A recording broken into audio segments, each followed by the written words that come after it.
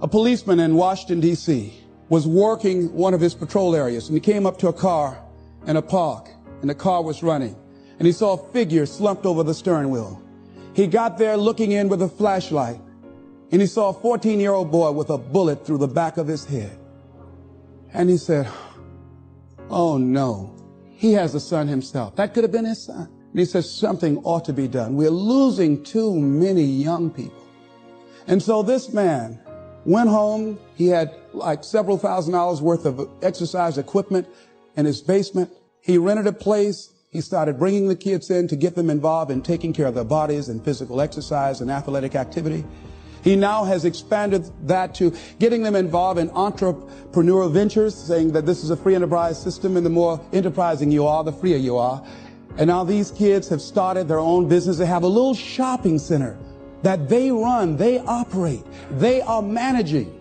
And they have commercials on radio, and I'm going to be going there doing some training with them. So he decided, because of that event, that I ought to do something. Now, some of the things that's going to happen when you look out and see what can I contribute to, what can I give, I guarantee you, ladies and gentlemen, you're going to have a voice that's saying, it's just no use. It's out of control now. There will be a voice telling you that you'll be wasting your time and wasting your energy and wasting your effort. I say, don't listen to it. Listen to that still small voice that says, I can do something, and I ought to do it. We ought to do it. Ladies and gentlemen, giving creates energy in ourselves and in others. Have you ever helped a blind person go across the street, or help a senior citizen, or give somebody some help? Just held a door for somebody, or an elevator. How many of you get a good feeling inside when you do something good for somebody? See, we're really giving to ourselves. See, that's really the law. When you are giving to yourself. That's who you're giving to. So you want to give yourself some good gifts. There's a principle underlying the concept of giving. The energy flowing through us as we do, that love generates abundance in our lives, and we are able to reap so much from life as a result of our giving. How are you giving up your life? Do you know, to the degree that you are giving, to that degree determines how much you enjoy life, how meaningful your life is. There are things, ladies and gentlemen, I used to do, I can't do now. That is unbecoming for the role that I have selected with where I am in my life and what I want to contribute to life. It is inconsistent. I can't do it. Even if I desire to do it, I can't do it. No, because it doesn't fit, because of my vision of myself and the contribution that I want to make to life. Because it's not enough to give the message. You must also be the message. That we must give out of a sense of oughtness. Immanuel Kant, in a book called Critique of Pure Reasoning, he says sometimes we must give out of a sense of oughtness, that there's certain things that happen, that we just say something ought to be done about this. Now, the reason that most people don't give is because they operate out of a consciousness of scarcity. They don't believe that there's enough to go around. They can't see themselves having the capacity to give. They don't believe that they have anything to offer. They don't see themselves as an opening for the universe to work through.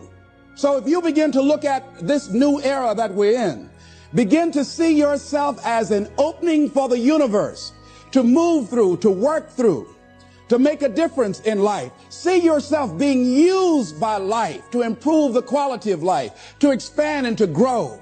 Most people have a very limited view of themselves and a very limited view of the universe, do not see their relationship to the universe, and cannot see how energy and things can flow through them. I love Gibran and the prophet. Then said a rich man, speak to us of giving. And he answered, you give but little when you give of your possessions, but it's when you give of yourself that you truly give. Gibran goes on to say, there are those who give little of the much which they have, and they give it for recognition, and their hidden desire makes their gifts unwholesome. And we know people who give only to be recognized. I love that old saying, judge a man not by what he does, but by that he doesn't have to do. And to judge the true quality of a man is what do you do when nobody's looking. Gibran goes on to say something else important. He says, and there are those who have little and give it all. These are the believers in life and the bounty of life. See, most people don't give, ladies and gentlemen, because they don't believe in life. Most people don't give because they don't understand the abundance in life. And so they go through life holding back on life, not understanding this also, that what you hold back from life, life holds back from you. So most of us go through life, ladies and gentlemen, not giving, and we're cheating ourselves, and you're also cheating life. See, I believe that all of us have some work to do. I strongly believe that each one of us showed up to do something, that each one of us showed up to contribute something to life, and that if we don't do it, it will not be done. See, no one is going to give Les Brown's speech. No one is going to write your book. See, if you've been given something to do, and if you don't do it, what you're doing is short-circuiting the flow of the universe. See, when you give, you create a vacuum. You are now in a position to receive. See, if I have my arms closed, holding on to everything I've got, nothing is available to come in. But if I'm open, if I've created a vacuum there, by giving and keeping the flow going, the stuff in the universe is going to come back to me, ladies and gentlemen. It's going to come back. Whatever you give, whenever I go into a room and give a speech to inspire people, to help them to develop their greatness, if you get 10% of what I get, because as Bach says, we teach that which we need most. I'm not wearing any crown. I need it as much as I'm sharing it. I'm still growing. I'm still unfolding. I'm still seeking to discover my greatness. And if you get 10% of what I get when I walk out of here, see, there will be a different man walking out of here than who came in here. And as I give, the more I give to you, the more I get. Most people don't understand that. That's a law of life. Do you know that we can literally eliminate poverty overnight? We can eliminate hunger and homelessness overnight if people understood the concept of what giving means and the power in it, about the difference that it can make in our lives. I guarantee, if you go to any rundown neighborhood and interview the people there, evaluate their lifestyles and what they're doing and what they're contributing to life, and then go in a wealthy neighborhood and talk to those people and evaluate them and check out what they're doing with their energy and their time and what they're contributing to life. Here's what you're going to discover what Earl Nightingale said. He said, our success in life is directly related to the quantity and the quality of the service that we give. Life changes every day. Sometimes things will be going your way. Sometimes things work well for you. Sometimes it won't work so well. Sometimes you'll have your health, you're feeling good and energetic, have a yes I can attitude, and there's some things that can happen to you in life that can take all of that from you. All of that can go. Sometimes you might be financially secure, and a sickness, one sickness can wipe out an illness. Life always changes. But you can choose in the midst of all of this that's going on to be happy in spite of it. In the good times and in the bad times, you can make a choice. Viktor Frankl, he talks about that. He said the last of the human freedoms to choose one's attitude in any given set of circumstances, to choose one's own way. Douglas Matlock has a poem I love entitled, It's Fine Today. He said, sure, this world is full of trouble. I ain't said it ain't. Lord, I've had enough and double reason for complaint. Rain and storm have come to fret me. Skies are often gray. Thorns and brambles have beset me on the road. But say, ain't it fine today? What's the use of always weeping, making trouble last? What's the use of always keeping thinking of the past? Each must have his tribulation, water with his wine. Life, it ain't no celebration. Trouble, I've had mine, but today is fine. It's today that I'm living, not a month ago, having, losing, taking, giving, as time wills it so. Yesterday, a cloud of sorrow fell across the way. It may rain again tomorrow.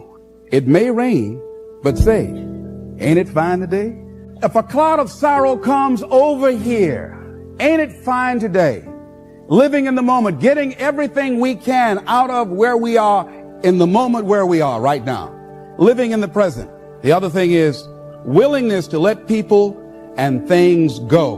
Want to live a life of fulfillment. You've got to be willing to let certain people go in your life, especially if they want to go. When they're no longer good for you, just let them go. Just to hold on tenaciously really doesn't make really good sense, all right? Just many times we do it because we don't realize that we might desire it, but we don't need it. And And ladies and gentlemen, you've got to be willing to risk. If you're not willing to risk, you can't grow in life. Life has no power when you're not willing to risk. Somebody wrote this and it was given to me. It said, to laugh is to risk appearing the fool. To weep is to risk appearing sentimental. To reach out for another is to risk involvement. To expose feelings is to risk exposing your true self. To place your ideas, your dreams before a crowd is to risk their loss. To love is to risk not being loved in return. To live is to risk dying. To hope is to risk despair. To try is to risk failure. But risk must be taken because the greatest hazard in life is to risk nothing. The person who risks nothing, does nothing, has nothing, is nothing. They may avoid suffering and sorrow, but they cannot learn, feel, change, grow, love, and live. Chained by their certitudes, they are a slave. They have forfeited their freedom. Only a person who risks is free. Next thing is face the truth about life and deal with it. And a lot of people, when someone in their life that they love very much dies, they allow it to take such a toll on them. They make themselves miserable, and they literally will themselves to die early because they feel without this person they have nothing to look forward to. And no, life has other opportunities, other relationships, other experiences for us. And the people that we love really want us to go on. Other thing is, things are going to happen to you. Here, in order to have a fulfilling life, knowing that things are going to happen. Expect the unexpected. Whatever happens to you, use everything for your upliftment, learning, and growth. Everything that happens, use it for your upliftment, learning, and growth. In the midst of it, ask, what can I learn from this? What can I get from this? How did I end up here? What's the blessing in this for me?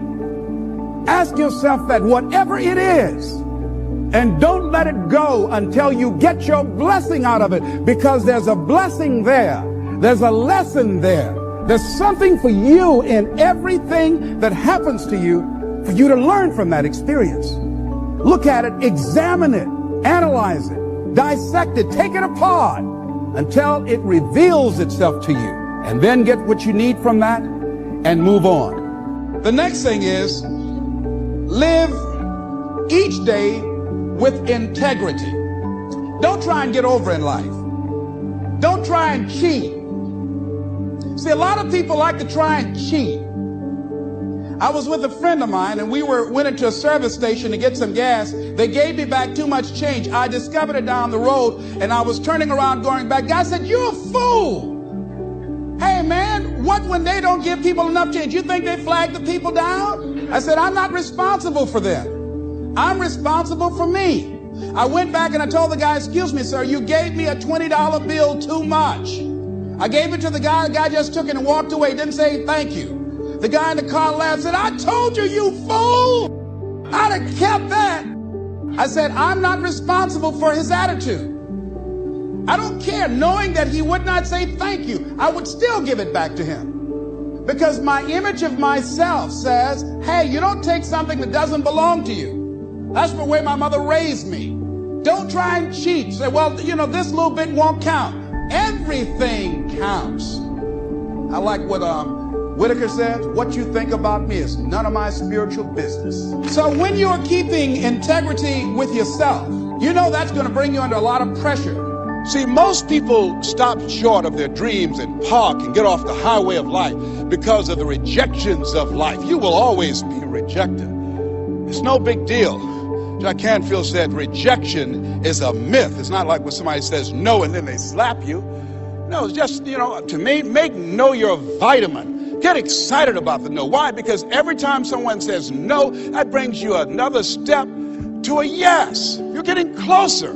Trust me, you will win if you don't quit. You will win if you don't quit. Even a broke clock is right twice a day. The other thing is, as you look at yourself and look at your goals and look at your dreams, assess yourself. What are your strengths? What are your weaknesses? What do you bring to the table? When I looked at becoming a motivational speaker, I looked at all the speakers and I noticed that they were pretty much scripted. So I said, what is it that can make me stand out? I don't have any college education. I don't have any credentials. I never worked for a major corporation. What is it I can do to offset my weaknesses? And then something said, well, Les, and this is very important. Mr. Washington, Mr. Brown, yes, sir. What do you want to do with your life? I want to become successful. Good. He said, you must be willing to do the things today others won't do in order to have the things tomorrow others won't have.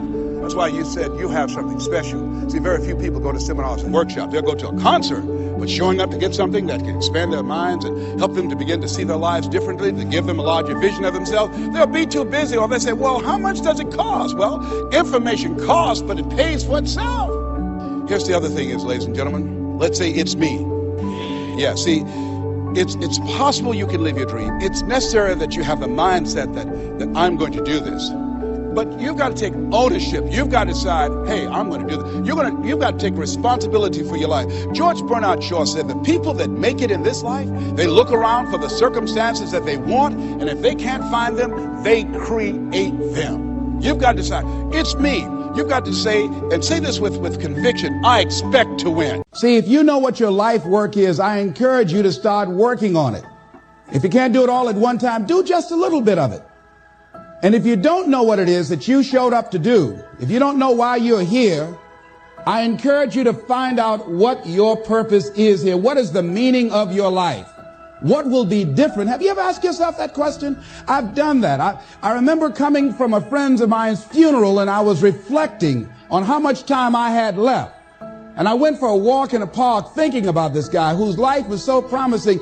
And I mean, he wasn't an old guy. He was quite young, in fact. And I thought about all of the things that he said he was going to do, and he never got a chance to do those things. And I started thinking about my own life and how much time I had left to do the things that I would like to do. And at that time, I wasn't sure what my life purpose was, what my life's work was. I wasn't sure about it at that time. And I thought about it quite a lot. I had some idea, but I wasn't convinced, and I don't think I felt worthy. I didn't believe that it could be me to do this kind of work that I'm doing right now. And I say to you that if you begin to take a conscious effort to find out what it is that you're supposed to do, I say that it can literally save your life. See, when you're going someplace and you already know how much you're going to make, you already know how far you can go, you're in a dead-end position. It erodes your self-esteem. It lowers your sense of yourself. It creates some inner turmoil. It creates an emptiness in you. So I say that your life is worth finding what it is that you're supposed to do. And I'm not saying quit your job. I'm saying find it and do just a little bit of it. When I wanted to become involved in speaking, I started just learning quotes, listening to other people's tapes, going to seminars, going to workshops, asking other people to help me. Just start working at it just a little bit, but do find out what your work is and hold on to it and don't let your dream go. Don't let it go. Unless you've made some major mistakes in life, you haven't started living yet. So a lot of people, if you've never made any major blunders, made some major mistakes, lost some serious money, taken some serious risks, you haven't started living yet. You don't call that living. Not rocking the boat, going through life quietly, tiptoeing safely to an early grave. No, no, no, no. You got to take some chances. You want to bring some adventure to your life. See, a lot of people, because they don't want to make any mistakes, it takes us to the next level. A lot of people don't want to fail. Fear of failure, fear of success, and guess what else? Fear of the unknown. See, at some point in time, all of us have seen our destiny. I was 6 years old, a man by the name of Reverend Ed Graham, a Mount Zion Baptist Church in Miami. I was 6 years old right before Christmas. My mother was ill. We had no food in the house. And this tall, strapping man around 6'1" came to the door with a food basket in his hand. And he says, hello, is this the Brown family? My mother said, yes. I understand that you have 2 sons and a daughter and that you have no food. Yes, I'm from Mount Zion Baptist Church, and around Christmas time we pass out food baskets to needy families. Take the basket in behalf of the church and have a nice Christmas. And when he walked out, I said, oh boy, I'd like to be like that man. And I went to his church and I used to watch him speak, and tall and powerful and dynamic speaker, such eloquence. One of his favorite people was the poet Kipling, who wrote, if you can keep your head when all about you are losing theirs and blaming it on you. All of us have seen our destiny at some point in time, and we decided not to listen. We decided to ignore it and say, no, that's not for me. Life came in and slapped us side the head, and we stopped dreaming anymore. Bigger Thomas said, the impulse to dream has been slowly beaten out of me through the experience of life. And that's what causes many of us to give up on our volcano. The experiences and the challenges, the defeats, the disappointments, and the failures of life. That we decide to prematurely throw in the towel on ourselves, or to sell out on our true potential, sell out on living our dreams, feeling that we're not good enough, not wanting to make any mistakes, particularly if you're raised with a great deal of criticism. So you've got to be willing to prepare yourself and do the best you can. Take your best shot and let the chips fall where they may. And so as you begin to look at people become afraid of success because they feel they're not good enough, they can't handle it, the responsibility is too big. I've been there. And when you feel that way, you begin to unconsciously work against yourself to make sure that you don't get it. You begin to sabotage your own potential in a variety of ways, through procrastinating, through not taking care of business, not giving reports on time, not spending your time wisely, squandering your time looking at a lot of idle television, or spend all your time lamenting and complaining about how bad things are, using your energy negatively rather than positively, complaining rather than producing. That's what we do when we're afraid of really making it. And when you're afraid of the unknown, when you're afraid to take that leap, when you're afraid to venture out there, that's a real challenge. I'm reminded about a little boy. Two little guys were out playing on some ice that was supposed to have been solid. And one of the little boys stepped on a thin area of the ice and fell in a hole. And as he began to start thrashing in the water, he began to move with the undercurrent to other areas of the ice, and his friend was there trying to help him, beating, hitting the ice, trying to save his friend. And he panicked, and he looked just a short distance away, and there was a tree, and he went and he ripped a branch off, and he came back trying to get his buddy out, and he just took the best he could and started scraping around the ice to make a circle. And when he did, he started beating on it and beating on it, and there all of a sudden the ice began to crumble, and he was able to pull his friend out to safety. When the paramedics finally got there, they saw what had happened, how thick the ice was. He saved the little boy's life, but what baffled them, they looked at the branch, and they looked at this little scrawny guy and said, how did he do this? It's impossible. They just went beating around the ice to see how thick it was, hearing the thumping sound. Said, how did he do that? I mean, it was a miracle that he was able to just take that branch and go around, make a circle, and beat the ice and pull him through. He's just too small. It's just impossible. And an old man standing around, hearing the conversation, stepped forward and said, I can tell you how he did it. He didn't have anybody here to tell him he couldn't do it. See, sometimes life will happen to you like this little boy, and you won't have time to say no. You won't have time to think that you can't do it. The only time you will have is to act, to take the leap of faith and believe that everything is going to be all right. Take that leap of faith, trust yourself, and know within yourself that everything's going to be all right. But aren't there some guarantees you can give us, Les? Yes. What is that? You're going to die. In case you didn't understand that, you can't get out of life alive. So I'm saying to you, you got 6 months to live. Live your life now. Live your dreams now. Start acting like this is your last day on the planet. See, if we decide that we don't need a pronouncement from some physician to say we have 6 months to a year to live in order to really begin to appreciate the beauty of life, in order to really to make some hard decisions in life. See, we have the power in our hands. Like those little boys, we have that kind of power, that kind of genius, that kind of fortune, that kind of wealth, that kind of happiness, that kind of sense of fulfillment in our hands. We have that. We have that. It's in our hands. It's on us.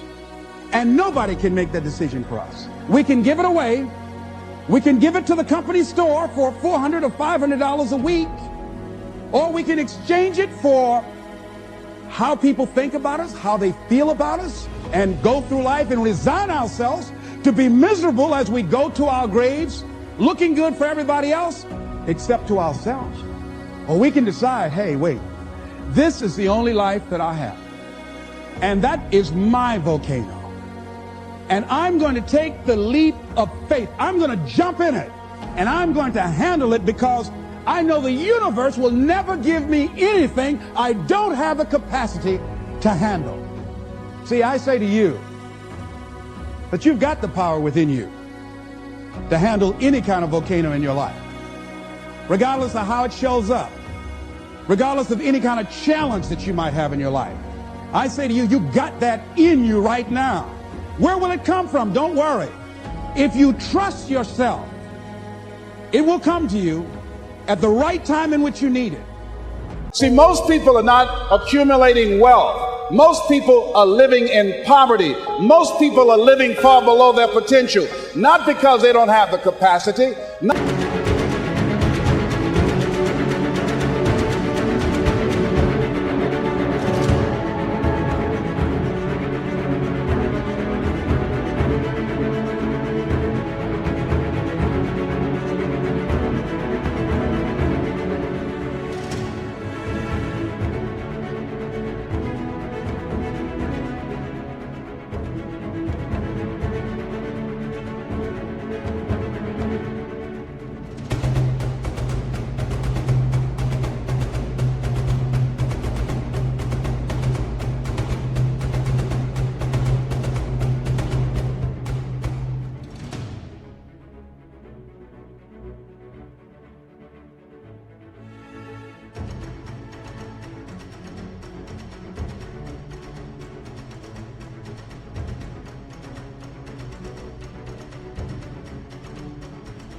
Not because they have not been given authority and dominion over everything on the face of the earth, but most people are living like they're living because of the fact that they don't believe they can have any more than what they now have. In the book called Miseducation of the Negro, Dr. Carter G. Woodson said, if you can determine what a man shall think, you'll never have to concern yourself with what he will do. If you can make a man feel inferior, you never have to compel him to seek an inferior status, for he will seek it himself. And if you can make a man feel justly an outcast, you never have to order him to go to the back door. He'll go without being told. And if there's no door, his very nature will demand one. That's why Scripture reminds us, be ye not conformed to this world, but be ye transformed by the renewing of your mind. So every day you have to sell yourself and get out of your mind those old thoughts, that old belief system. Every day you've got to sell yourself on that it's possible. That you got to put a new mind in you. You got to get out of your mind. You got to begin to restructure your thinking. Every day you've got to begin to recondition your mind. See, let me share something with you. The easiest thing I've ever done was to earn $1 million. The most difficult thing I've ever done was to believe it could happen to me. That was the most difficult part, to believe that given my circumstances, if my birth parents came down this aisle right now, I would not know either one if my daddy came up here or my mother came up here. Given the fact that I was born in an abandoned building on a floor, being labeled educable, mentally retarded. I remember going to see the late Dr. Norman Vincent Peale, the author of the book, The Power of Positive Thinking. And I used to look at him up on stage and I said, I could do that. I would love to talk to people. I love to talk to people. And I said, I could do that. But then when I started going back to my car, my mental conditioning activated itself. And it said, Les Brown, you can't do that. You don't have a college education. Les Brown, you can't do that. You don't have the training. You've never worked for a major corporation. You can't do that. What makes you think you can earn $5, $10, $15, $20,000 in an hour? You don't earn that now working for 2 or 3 months. What makes you think that you can speak for AT&T, Procter & Gamble, McDonald's Corporation, General Electric? These are clients I have now. You've never even worked for them. How many of you ever thought about something you wanted to do and you talk yourself out of it? Raise your hand if you know what I'm talking about. That inner conversation is what's going to haunt you After standing here and saying, I can do all things through Christ who strengthens me. After saying that again and again, we are more than conquerors. That inner conversation will cause you, when you leave here, to go back leading a life of mediocrity, leading a life of unproductivity, leading a life of poverty. So I'm going to share with you how to break out of that. Whatever it is that you want to do, ladies and gentlemen, here's something that's very key for you. There must be on your part a willingness to do what is required, a willingness. If there are 75 things to do to achieve your goal, if there's one thing on that list of 75 that you're not willing to do, I guarantee you that's the first thing that will come up for you and will kick your butt. See, I always wanted to be a speaker and a trainer.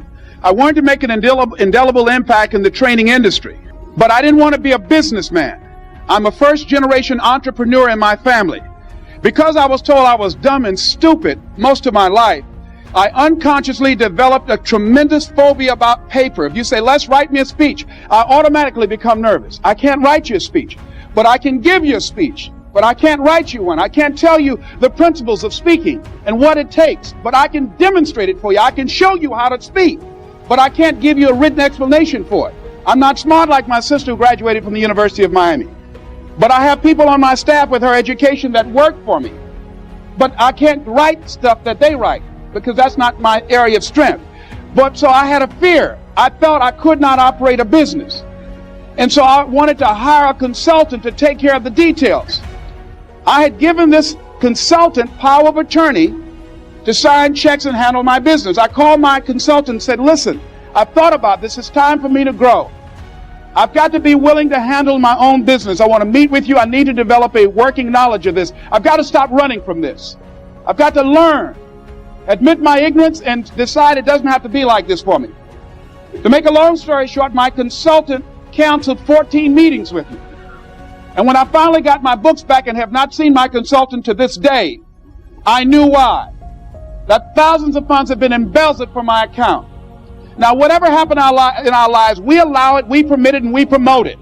So it was just an education as my career is going up, not coming down, but it's going up. It was just a tuition I had to pay in the universe because I wasn't willing to learn.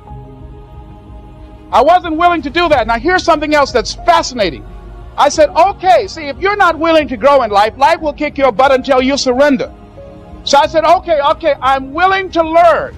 And here's what I discovered. It's not as hard as I thought it would be. It has blown my mind. I've been running from things that I consider difficult, and if I had known it's this simple, I'd have been doing it long before. But I wasn't willing to grow. I wasn't willing. I didn't have the willingness to do everything that was required, and therefore it kicked my butt. So you've got to decide to grow. See, most people won't try and grow. Now, why wasn't I willing to do that, ladies and gentlemen? Because I didn't want to fail. I didn't want to look stupid. I didn't want to admit the fact that I didn't know something. 85% of people in life allow their fear of failure to outweigh their desire to succeed. See, if you know how to do something right, well, it only makes sense to do it right. But see, I wasn't willing to be a businessman badly. See, if you want to make it in life, here's how you can begin to make your goal, ladies and gentlemen. Decide to make your life a great experiment.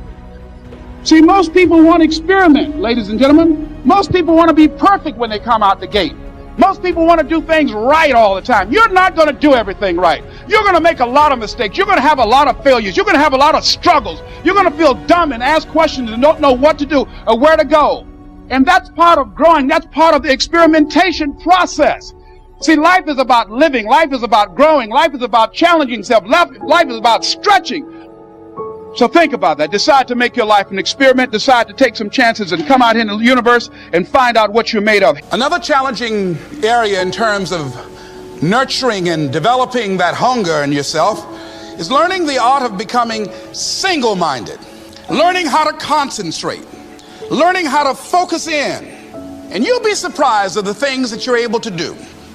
When you learn how to block things out, when you learn how to keep thine eyes single, you'll be surprised at the ideas that will come to you, of the people that you'll be able to attract, of the opportunities that you'll be able to see. You'll begin to see things that have been standing there looking you in the face, say, I can't believe this has been here all this time. Here's a habit that I do.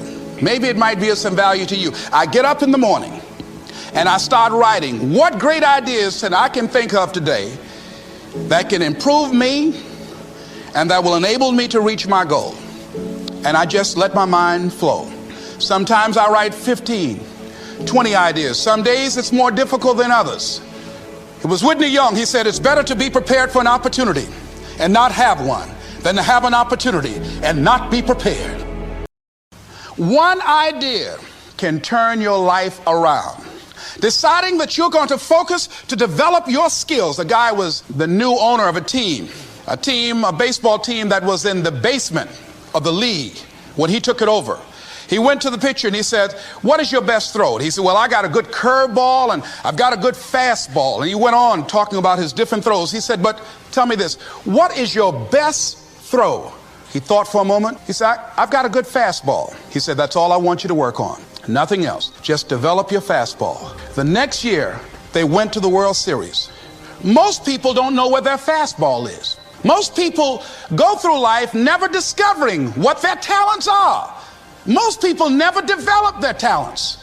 They have skills and abilities, but if you don't nurture them, if you don't develop them, they will never serve you. Your gifts can take you many places if you develop your gifts.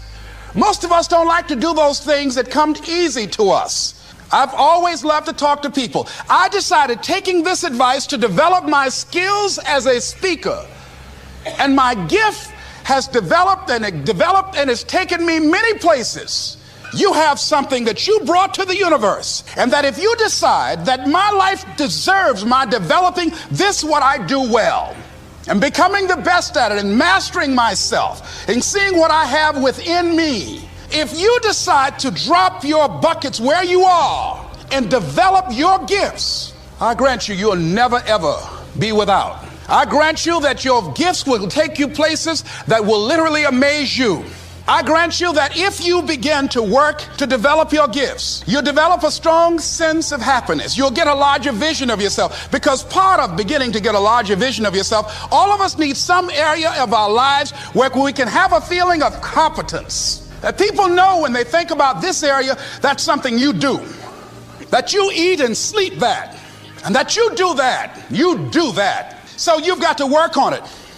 Has anybody ever seen something for you that you didn't see it for yourself? I didn't see that for myself. Maybe that's why my favorite book says, eye has not seen, ear has not heard, nor has entered the heart of mankind what God has in store for you. Because of what he saw in me, he inspired me. He gave me a vision of myself beyond my circumstances, beyond my mental conditioning, and beyond the job where I was, because I thought I was just a disc jockey. I love that. I master a microphone. You drop me in any city, I can master a microphone. I can turn a city upside down with a microphone. But I had more in me than I was expressing, and I did not know it. And because of his encouragement, I became a community activist. Because of his encouragement, I started doing a talk show called Voice of the People. Because of his encouragement, when I got out of radio, I ran for the Ohio legislature and I was elected.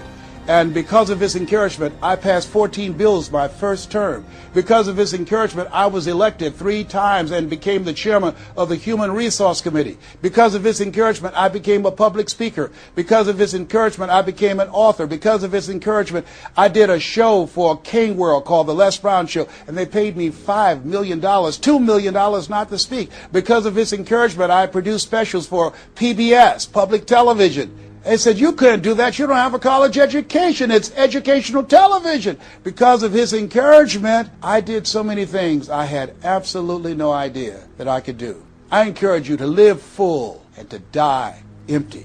There's more in you right now than just working on a job where they pay you just enough to keep you from quitting and you work just hard enough to keep from getting fired. And when you make the decision and identify that key area of your life that you need to make a radical change, things will begin to open up for you. Now, here's the other thing that's very important.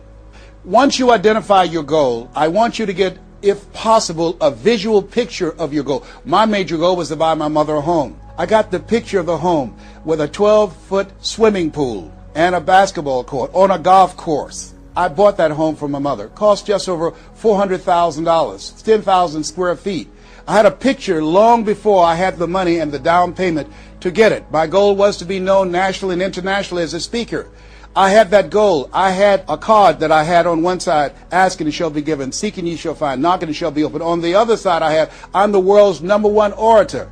I produced that result in my life. I had a goal of becoming a talk show host. I used to watch Phil Donahue, and I put my picture on the screen of the television as I listened to the program. I visualized myself there, and I was called by King World Production, and I had my own talk show. Well, it was the highest rated, fastest canceled talk show in the history of television. It's called life. Now, here's something else. You will fail your way to success. Trust me on that. You can have a lot of failures, a lot of disappointments, but you will fail your way to success. Goethe says that which does not kill you will make you stronger. See, 85% of people allow their fear of failure to outweigh their desire to succeed. That's why you have to be of good courage. You have to have courage. When life knocks you down, I have a saying, try and land on your back, because if you can look up, you can get up. So once you look at and decide the goal that you want to put some things, put a treasure board or a goal board and have pictures of the goal that you want to achieve so you can see it every day when you get up in the morning and the last thing at night. You're programming your subconscious mind where 9 out of 10 decisions that you make comes from there. I used to do door-to-door sales, and I was working with another friend of mine, and door-to-door sales, I mean, it's punishing. It's cruel and unusual punishment. And I was a little boy knocking on the door. Hello, would you like to buy a nice working television set? No money down? No! Bam! They slammed the door in your face. And the friend of mine that was working with me, they slammed the door in his face, and I looked back and he was going to the car. He said, I can't do this. And he sat down in the car and he said, you go ahead, I'll be here when you get back. Now he had a mother and father to take care of him. My mother was ill. I am adopted. I was hungry. I had to go on. I learned something about myself. That when you step into your fears, somebody said, it was Winston Churchill, he said that courage is going from failure to failure without losing enthusiasm. When you step into your fears and continue to push yourself to go on, something happens for you. It will enable you to transcend yourself. I went to the next door. You like to buy a nice working television? No! Bam!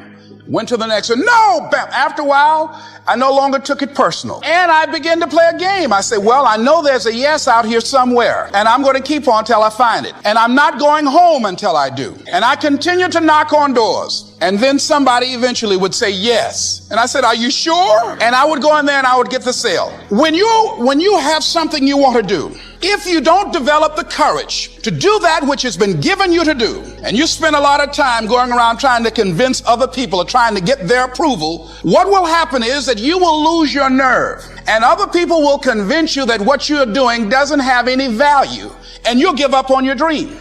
It's an interesting thing about life. I've also found that if you don't have the courage to act, sometimes, and particularly if you have something special to do, life will move on you.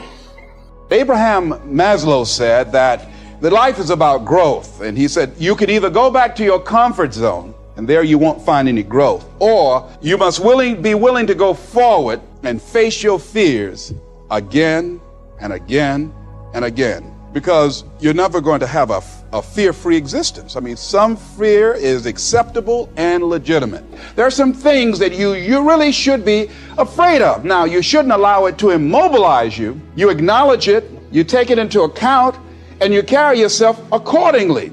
There are times that we should proceed with caution. But it's the difference between being stopped by fear. It's the difference between having a fear and the fear having you. So what do? One, acknowledge it and knowing that it's okay. Don't condemn yourself for being afraid. It's perfectly fine to have some fears. You acknowledge your fears, you embrace those fears, and then you move on.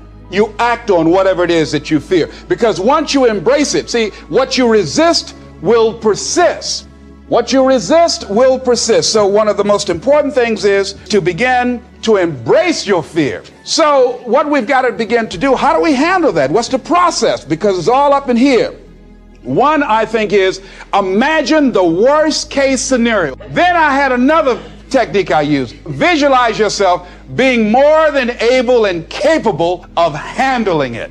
I used to have a tremendous inferiority complex about speaking before people that I felt who had more going for them than I did. Because I'm not college trained, I used to feel that college people were the most intelligent people on the planet. And there was nothing I had to say for them. And what will they listen to me for? That's the way I felt. And so I had to visualize myself speaking before them, speaking before various audiences that had more going for them than I did, and realize and appreciate my own value, and that I was a worthwhile person, even though I didn't have all going for me. I didn't have the money, I didn't have the education that they had. So part of the process is seeing yourself, being worthy, being capable, having what you need to make you a worthwhile person, and that you're more than able, and that you deserve to be listened to, or you deserve to have that dream and that passion and whatever it is that you see and envision there. You've got to see it in your mind's eye and know that you've got what it takes. So deciding as you look at your life, as you look into the future and say, what fears am I holding on to? What fears that I'm allowing to imprison me, that's keeping me from breaking out, that's keeping me from living up to my true potential, that's keeping me from really being happy, that's keeping me from having a sense of adventure and excitement in my life? What's keeping me from controlling my destiny? What fears that I'm giving that permission to? Notice what I said, that we must give our permission to fear to immobilize us. Because whatever discomfort you experience, whatever challenges or difficulty that it is, you got to handle it. You got to go up in there and wrestle with it. Will it be easy? No. Will it be challenging? Yes. The next piece is that you accept yourself, then you accept the fear as a fact and not a force.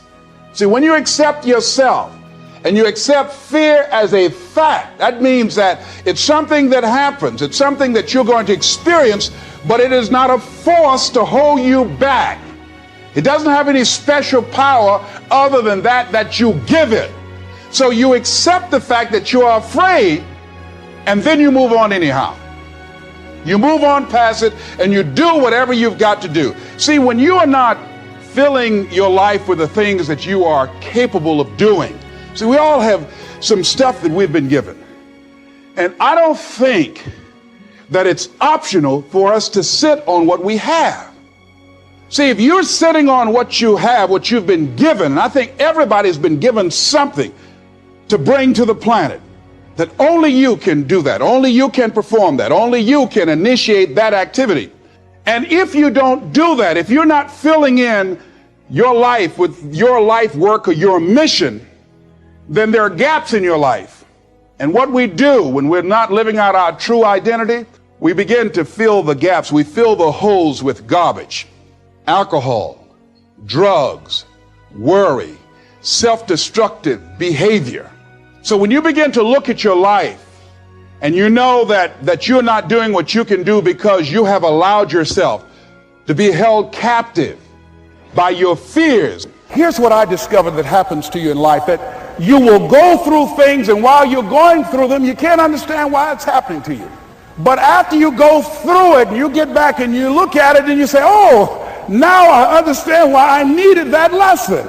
That I couldn't understand it then.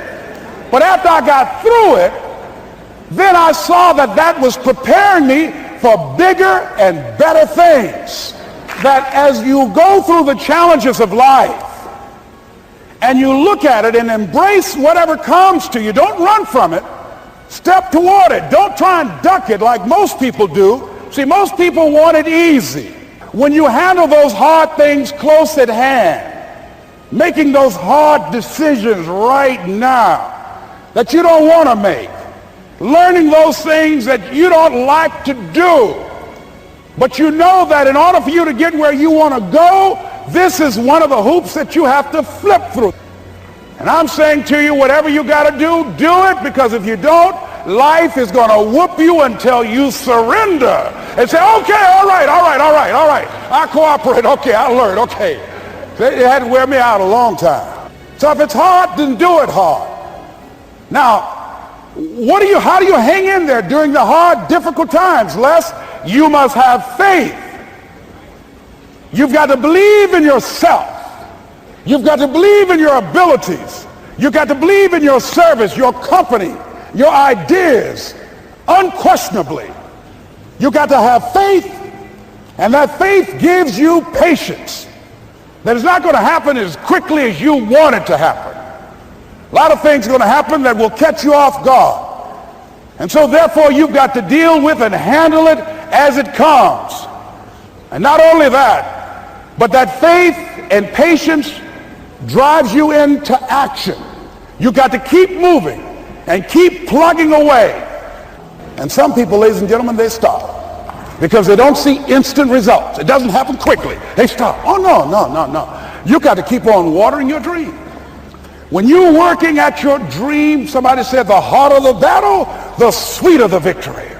Oh, it's sweet to you. It's good to you. Why? See, when it's hard and there's a struggle, see, what you become in the process is more important than the dream. That's far more important. The kind of person you become, the character that you build, the courage that you develop, the faith that you're manifesting. Oh, it's something that you get up in the morning, you look yourself in the mirror, you're a different kind of person. You walk with a different kind of spirit. And people know that you know what life is, that you have embraced life. You knew it was hard, but you did it hard. For us to begin to look at the future and know that it's possible that we can have our dream. Yes, it is. Other people have done it, then we can do it. We fail a lot of times. Well, a lot of other folks fail, and eventually they came back and they succeeded. So it's possible we can have what we want. And we know that we want to get it. It's necessary that we align ourselves with people that think like we do. It's necessary we get negative, do-nothing people out of our lives. It's necessary we never stop learning and growing and developing ourselves. It's necessary that we never give up. We know that it's you, it's me. It's being responsible for our stuff and deciding that we're going to keep on keeping on, that we're going to find a way to win or find a way to make it happen. And we know it's hard. It's not going to be a picnic. Yes, it's hard, and we will do it hard. And once we do it hard and we go through it, we realize it was worth it. And once you discover it was worth it, it is done. Well, here's what I'm suggesting to you. That when you're working, you have a wall to break through. Let's say a friend of mine who runs a marathon, and he says, when he's running the 26-mile marathon, he said, let's say that hypothetically, that 18th mile is the wall. He said, Les, when you get there and you're running, he says, everything in you is telling you to stop, to give up. Every muscle is aching. And you're saying to yourself, I can't do it. I can't do it.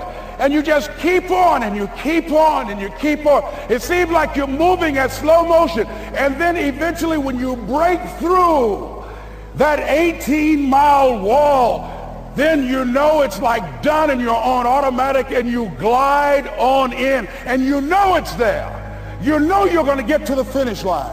And we've all had experiences where we were working on something and we knew it was possible. And we did those things that were necessary to bring it into reality. We took the responsibility to make it happen. Other people couldn't see it. A lot of people didn't believe it. You were attacked. You were criticized. People were opposing you, but you kept on.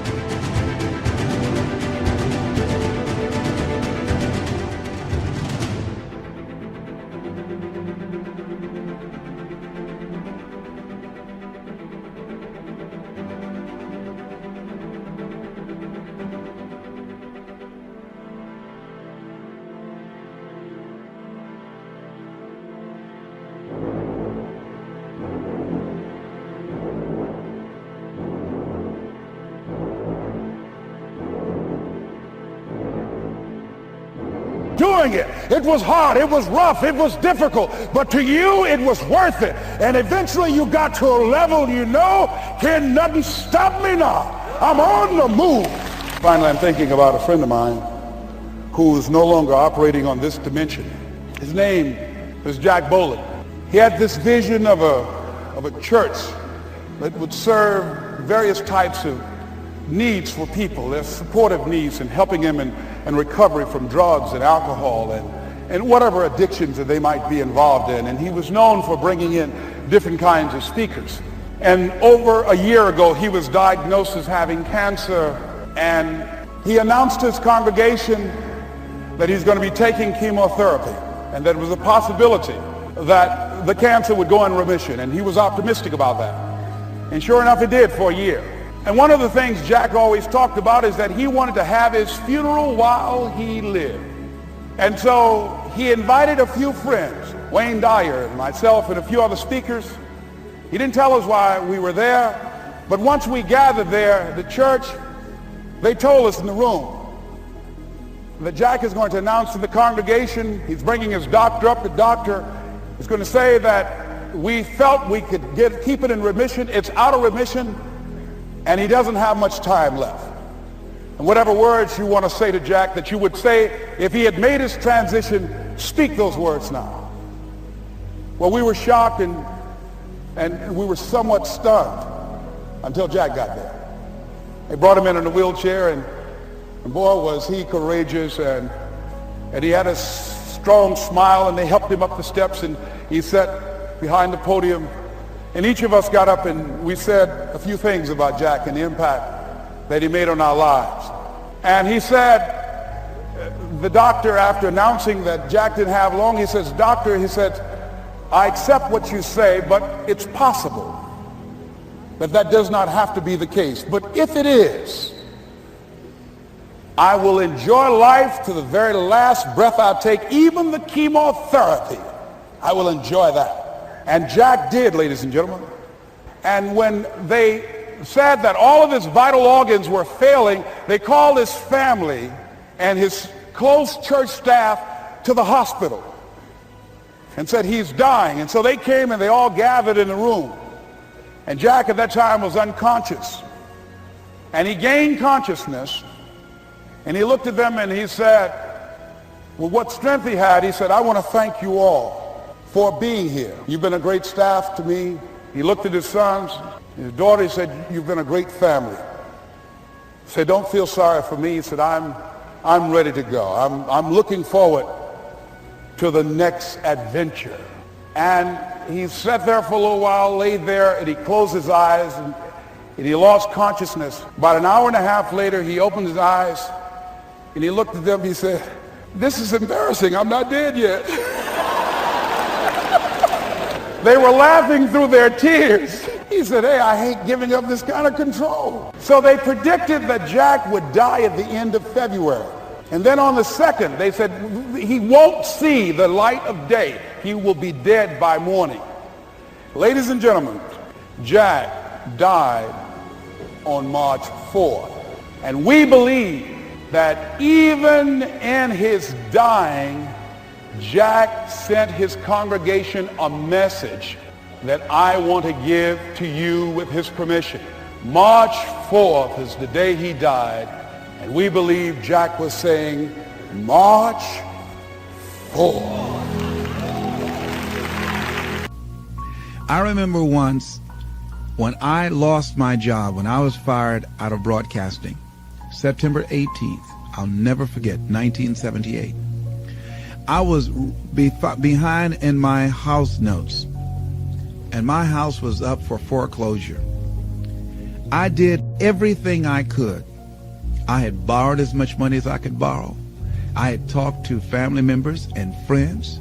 I did everything I could, and I couldn't get enough money, being unemployed for several months, applying for job after job after job, and couldn't get a job. I couldn't get enough money to save the house. But I never felt, and this is very important, the feeling that I had, I never felt that I was going to lose that house. I wanted that house. And so what I did was very uncanny. I released it. I did the best that I could. And at that time, with the limited money that I did have, I decided to take a trip with my family to Miami to go down and spend time in the sun with my children and my wife. We caught a Greyhound bus from Columbus, Ohio, and we went to Florida.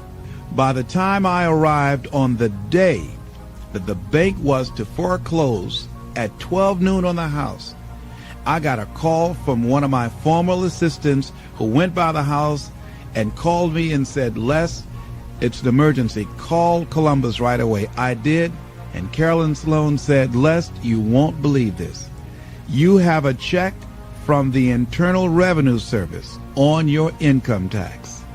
And it was enough to pay the house notes, and I had money over. I never received a refund prior to that time or since that time, and I did not lose the house. So there are things that we don't know or understand, but we do know that if we do certain things, that things begin to happen that's in our favor, that shows that the universe is on our side. Everything that we're seeking, I believe that if we begin to align our thoughts with action and be relentless, don't try 2 or 3 things or 15 or 20 things, but 100 things, 500 things if necessary, 10,000 things as Edison did if necessary, until we find a way out. Many of us, we eliminate many possibilities for ourselves because we really don't do all we can do. I think A.L. Williams was right when he said, all we can do is all we can do, and all we can do is enough. And I think, honestly speaking, even judging from myself, and I think that my commitment is stronger than most people. But if I had to literally measure my commitment in terms of what I put forth in my dream, I would say that I might have given about 18 to 20% of what I'm really capable of. As high in consciousness as I believe that I am, comparatively speaking, where I used to be, I'm still nowhere near reaching 50% of the commitment that I can make to accelerate the growth and the development of my dream and the manifestation of the things that I know within myself that I'm capable of producing. So our biggest challenge is beginning to look at within ourselves to remove those energy blocks, because if we're not producing the income that we want, let us not look outside of ourselves, but look within ourselves to find out, how am I blocking me? Am I really giving it all that I have? Am I really being as creative as I can be? Am I really unstoppable? Am I as relentless as I can be? Am I exhausting every means possible? Am I turning up every rock to find what it is that I'm looking for? How is it that one man or woman can do it and do 1,000,000 times more than these other people and the other ones don't? It has to be consciousness. It has to be, and when we talk about consciousness, we're talking about a collection of our thoughts, our feelings, and our emotions and experiences used as an active force to produce in our lives that which we want to produce. Because everything that exists in life, the microphones that we're speaking in, the shoes that we have on our feet, the chairs that we're sitting in, the clothes that we're wearing, the homes that we live in, the cars that we drive, all of that came out of our consciousness. That all came out of the invisible into the visible. And man was the vehicle, the outlet to produce that. Wherever we are stopped in our dream, we stopped at a place called willingness. Anybody that's fallen short of their goals, they ran into something that they were not willing to handle. Because in order to reach your dream, in order to make things happen, there must be a willingness to do what is required. If the need is to raise $2,000, and let's say you have a set of tapes for $40, are you willing to make 200 calls a day? Are you willing to stand on a corner and talk to people and say, listen, I've got a set of tapes here that can change your life? Are you willing to make the commitment that you will not go to sleep until you sell at least 10 tapes a day? Are you willing to say, if it takes me 12 hours walking and talking to people all day long until I find 10 people that will say yes, if I have to talk to 200 people or 300 people, that in order to provide food for my family, to provide shelter, to not to have creditors hounding me? Am I willing to talk to 300 people a day? Am I willing to stand in an airport and sell tapes? Am I willing to go out and make calls again and again and again? Am I willing to knock on doors? Am I willing to do that? See, if we have some skill, some ability, some knowledge, or some product, then the only thing that's between us and what we want to generate is our willingness to expend the energy to produce the results that we want. What am I willing to do with my energy, my time, and my knowledge to produce the results? That's the bottom line. What are you willing to do? And what most people don't realize is they don't give up on their goals because it becomes insurmountable or it's impossible. Is that they just looked at what they wanted and they just decided within themselves, consciously or unconsciously, I'm not willing to produce this result. Are you willing to say that I need $2,000 between now and next week, and come hell or high water, I will produce that? That's the bottom line. Because the only thing that counts in life are results, not reasons of why you didn't do it, but results. That's the only thing that counts. And we are capable of producing results. That's it. That's the bottom line. Are you willing to honor your commitment to do that? What are you willing to do? How many floors are you willing to mop? How many shoes are you willing to shine? How many phone calls are you willing to make? How many sales are you willing to make? How many jobs are you willing to hold? How much service are you willing to provide? Most people don't keep their commitments. They are not willing to be a no matter what person. That I'm going to make this happen no matter what. Most people use escape routes for themselves. Most people have something that they could point to justify why they haven't produced the results.